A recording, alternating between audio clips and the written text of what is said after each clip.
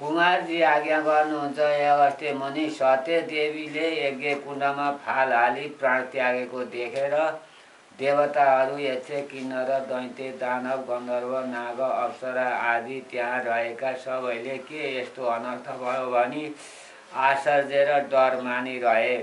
त्यसबेला आकाशमाप्त धुलो उडी 10 दिशा ढाकिदिँदा अन्धकार भयो। वायु पनि विपरीत भएर बहन लाग्यो। जल नभएको मेघ पनि डरलाग्दो गरेर गर्जन लाग्यो।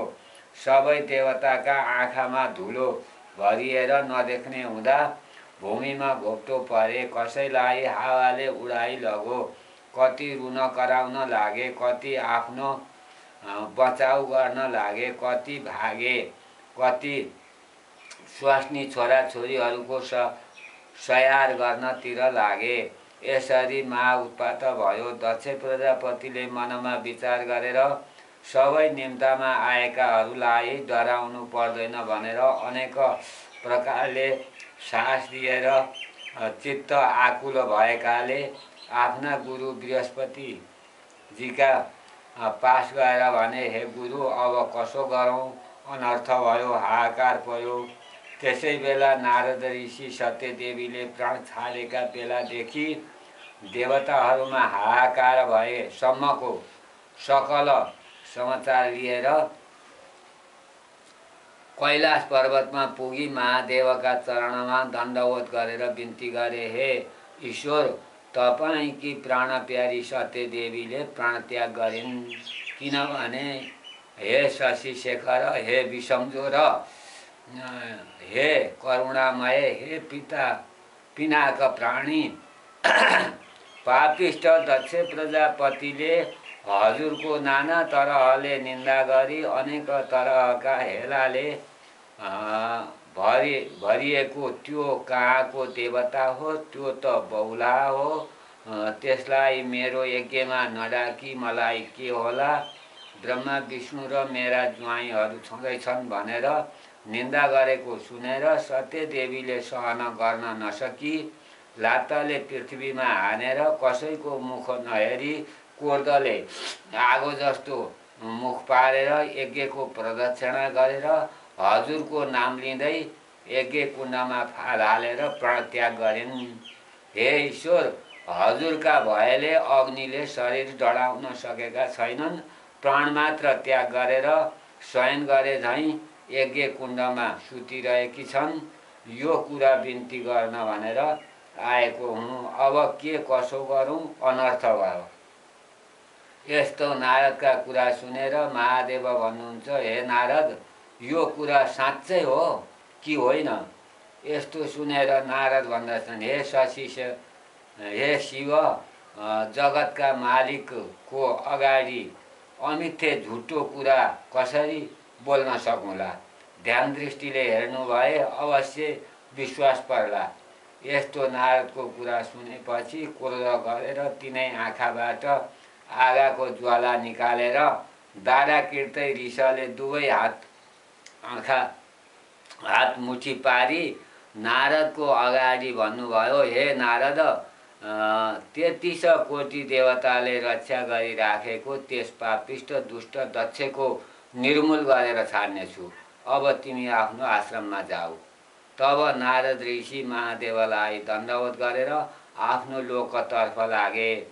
नारद गएपछि महादेवले आफ्नी प्यारी सत्यदेवीलाई सम्झी अत्यन्त क्रोध गरी तिनै आँखाबाट आगाको ज्वाला झैँ ज्वाला निकाली आफ्नो जटाबाट उसको एउटा भाग झिकेर पृथ्वीमा पछारे। त्यसबाट पृथ्वी कम्पायमान गर्दै सिंहनाद गरे झैँ गरेर गर्जँदै 1000 सूर्यका जस्तो तेज भएको, दाहिने हातमा त्रिशूल लिएको, मुण्डमाला लगाएको यस्तो डरलाग्दो मूर्ति भएको वीरभद्र उभिएर बिन्ती गरे, हे ईश्वर, किन मलाई सम्झनु भयो? फेरि अर्को जटा त्यसै गरी पछारेर त्यहाँबाट प्रलय कालको मेघ गर्जे झैँ ठुलो स्वर गरी 64 योगिनी भूत प्रेत पिशाच सबै आफ्ना गण लिएर काली उत्पन्न भइन्। ती कस्ती थिइन् भने लामा दारा निस्केकी, आकाश जस्तो पेट भएकी, आँखाबाट आगो निकाल्ने, केश फिजाएकी, बाघको छाला कम्मरमा बाँधेकी, कहिले रातो लामो जिब्रो बाहिर निकाल्ने, कहिले हाँस्ने, डरलाग्दी महाकालीले महादेवसित हात जोडेर भनिन्, हे ईश्वर, किन के कामले सम्झना गर्नुभएको?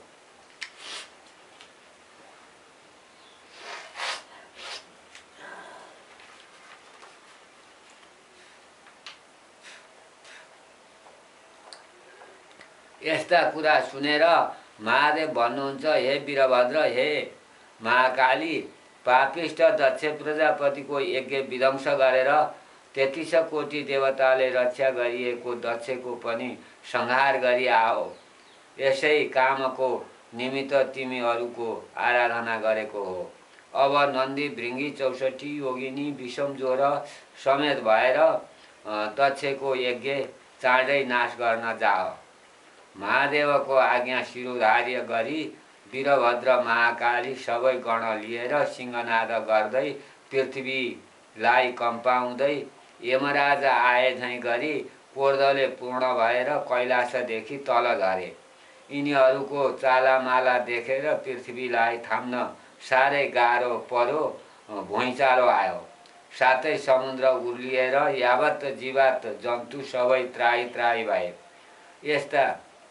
यता दक्ष प्रजापतिका यज्ञमा पनि अनेक तरहको उत्पात हुन लाग्यो। आकाशमा गिद्ध र काग मण्डलाकार गरेर कराई घुम्न लागे। स्यालले दुवै आँखा र मुखबाट आगाको ज्वाला निकालेर कराउँदै हिँड्न लागे। फेरि रगतको वृष्टि भयो। यज्ञमा आएकाहरू हाहाकार गर्न लागे। यावत जीवात्मा त्राही त्राही भए। यस उत्पातले यज्ञमा रहेका मध्ये कोही भाग्न थाले, कोही बेचेतिए। स्वास्नी मानिस केटाकेटी बुढाबुढीहरू भने भाग्न नसक्दा भूमिमा लडेर घोप्टो परी रुन कराउन लागे। कोही अब अझै के उत्पात हुने हो भनी त्राही त्राही भइरहेका बखतमा वीरभद्र महाकाली शिवगण समेत मेघ गर्जे झैँ गर्जँदै यज्ञ भूमिमा पुगेर यज्ञ विध्वंस गर्न थाले। त्यहाँ रहेका देवता, यक्ष, दैत्य, नाग, गन्धर्व, किन्नर, दक्षका छोरीहरू, देवकन्या, नागकन्या, गन्धर्व कन्या, ब्राह्मण बालक, अप्सराहरू त्राही त्राही भगवान् नारायण भनी ठुलो स्वरले रुँदै कराउँदै 10 दिशामा भागे। कोही भाग्न नसकी लडेर टाउकोले टेकेर माटो खान लागे। कसैको हात कसैको खुट्टा मर्कियो भाँचियो, कति मूर्छा भई लोटे। तब विष्णु प्रवृत्ति देवता, यक्ष, किन्नर, गन्धर्व दक्षको निमित्त आफ्ना आफ्ना शस्त्र अस्त्रले दैत्यहरूले झैँ महाकाली वीरभद्र माथि प्रहार गर्न थाले। यसरी दुवैतिरका सेना सिंहनाद गर्दै अघोर युद्ध गर्न थाले। इन्द्रादि देवताले महाकाली वीरभद्र उपर ब्रह्मास्त्र, आग्नेयास्त्र, वरुणास्त्र, वायवशास्त्र, तोमर, बिन्दा, पाल, गदा, खड्ग, मुसल, नागपाश इत्यादि प्रहार गरे। यसरी प्रहार गरेको देखेर वीरभद्रले पनि ती शस्त्रको निवारण गर्दै ठुलो शब्दले गर्जेर दक्षका सैन्यभित्र बलले पसी पाएका जतिको टाउको निमोठी, हात खुट्टा भाँची, मुड्कीले हानी, रगत छदाई मारी खाए। फेरि महाकालीले कालो खड्ग लिएर राता आँखा पारेर बर्खा कालको मेघ गर्जे झैँ गर्जी, सुकेका परालमा आगो लागे झैँ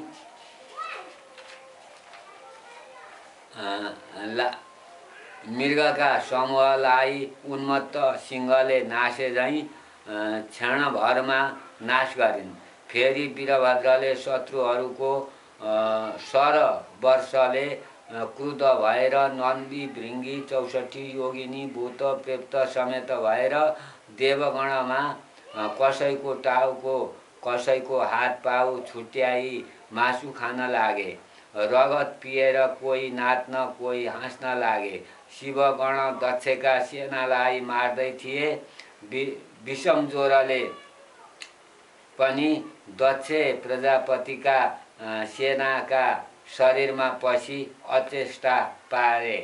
तब वैकुण्ठनाथ विष्णु भगवानले दक्ष प्रजापतिका सम्पूर्ण सेना अचेत भएर लडेको देखेर आफ्ना शरीरबाट शीतम ज्वरो उत्पत्ति गरी सबैलाई चेष्टा होसमा गराए।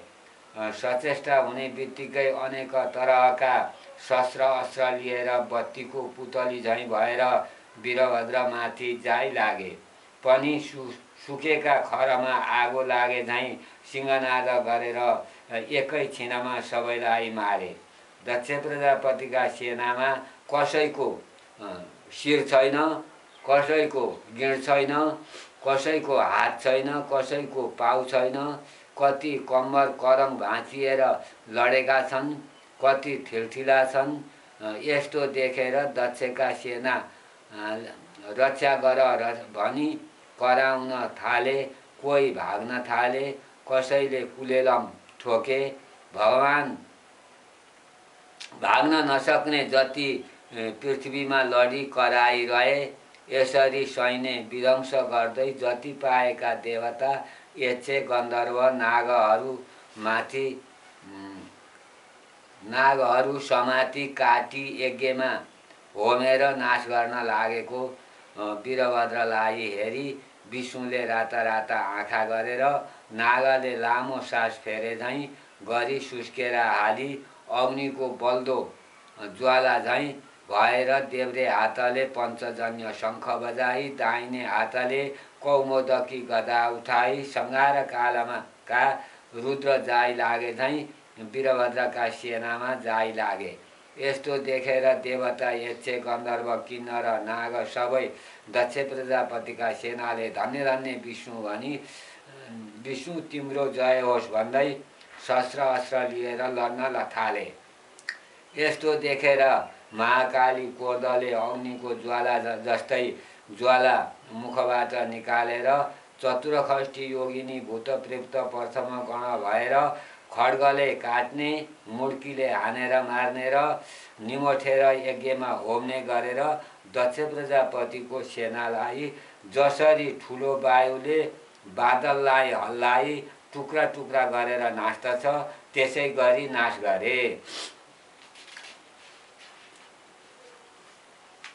तब विष्णुले निर्धकसित त्यो गदा वीरभद्रका छातीमा हाने।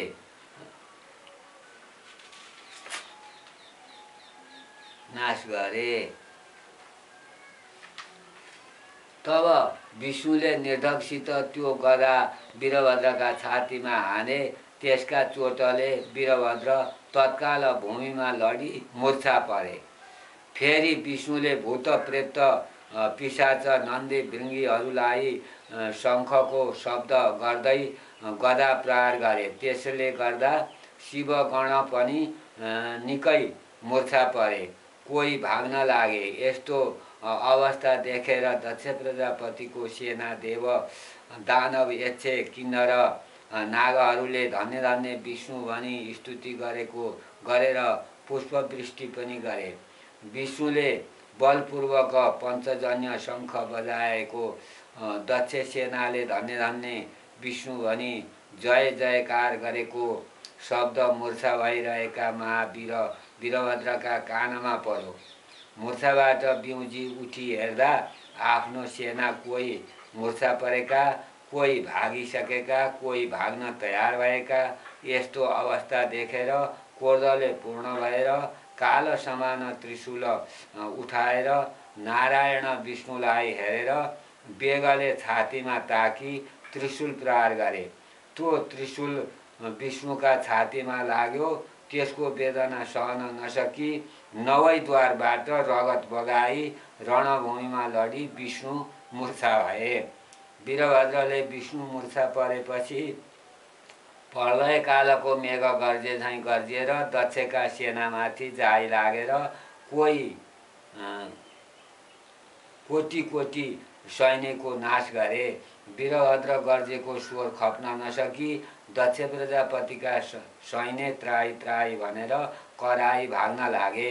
कति भागे पनि मूर्छा भइरहेका शिवगणका कानमा वीरभद्रको गर्जना पर्न गयो र हत्तरपत्त उठेर हेर्दा वीरभद्र विष्णुलाई मूर्छा पारी दक्ष सैन्य देवताहरूको नाश गर्न लागेको देखे। धन्य धन्य वीरभद्र भन्दै ठुलो गर्जना गरेर दक्ष प्रजापतिको सेनामाथि जाइ लागे। यस्ता तरहले घोर सङ्ग्राम भयो। हे अगस्त्य मुनि, वीरभद्र महाकालीले देवताहरूको टुप्पी समाई खड्गले काटेर मारे, कसैलाई मुड्कीको चोटले मारे, कसैलाई परक्क निमठेर मारे, कसैको कोखा काखीमा प्वाल पारेर मुख लगाई रगत पिउन लागे, कसैलाई यज्ञमा होमिदिए। यसरी कोटी कोटी देवता यक्ष नागहरूलाई 64 योगिनी भूतप्रेत भएर मारी खाए। दक्ष सेना नाश भएको देखेर महाकाली वीरभद्रका सेनाले जय जय वीरभद्र भनेर अट्टहास गरी कराएको शब्द मूर्छा भइरहेका श्री विष्णुको कानमा पर्यो र मूर्छाबाट बिउजिएर उठेर हेर्छन् त वीरभद्र महाकालीले दक्ष प्रजापतिको सेना नाश गरेको र यज्ञ विध्वंस गर्न लागेको देखि तब विष्णु अति क्रुद्ध भएर, हे पापिष्ट वीरभद्र, आज तेरो नाश गरेर दक्ष प्रजापतिको यज्ञ पुरा गर्नेछु भनी सम्पूर्ण देवता दैत्य गन्धर्व नाग किन्नरहरूलाई सन्तोष होला। आज एउटा त के 11 रुद्र तेरो सहाय भएर आए पनि तेरो रक्षा गर्न सक्ने छैनन्। सम्पूर्ण दुष्टको नाश गर्ने यो चक्र देखिस् भनेर सुदर्शन चक्र देखाए। विष्णुले भनेको पुरुष वाणी हेला गरेर भनेको शब्द सुनेर वीरभद्र रिसाएर विष्णुलाई भन्दछन्, हे पापिष्ट विष्णु, सम्पूर्ण दुष्टको नाश गर्ने भनेर चक्र देखाइस्, त्यो चक्र मेरा उप प्रहार गर। मुखले भन्ने मात्र होइन, त्यसको पराक्रम पनि देखिहालौँ। वीरभद्रको यस्तो कठोर वचन सुनेर विष्णुले पनि क्रोधपूर्वक त्यो सुदर्शन चक्र महावीर वीरभद्रमाथि प्रहार गरे। त्यो सुदर्शन चक्र पनि कोटी सूर्यको तेज जस्तो भएर प्रलय कालको मेघ गर्जे झैँ जस्तो गर्जिएर काल रुद्र जाँदा झैँ गयो। यस्ता तरहले आएको सुदर्शन चक्रलाई देखि नन्दी भृङ्गी आदि गरिएका शिवगण त्राही त्राही महादेव भनी वीरभद्र महाकालीका शरणमा गए। समुद्र मथन गर्दा कालकुट विष निस्क्यो र त्यसलाई जसरी महादेवले निलेथे त्यस्तै त्यो चक्र आएको देखेर मुख बाइदिए। त्यो चक्र मुखमा पर्यो र निल्न तयार भए। त्यो देखि विष्णुले चाँडो गरी वीरभद्रका मुखदेखि सुदर्शन चक्र झिकेर तुरुन्त अन्तर्ध्यान भएर वैकुण्ठमा जाँदा भए। इति श्री स्कन्द पुराणे केदारखण्डे माघमासमे कुमार अगस्त्य संवाद्य श्री स्वस्तानी परमेश्वरी व्रत कथायं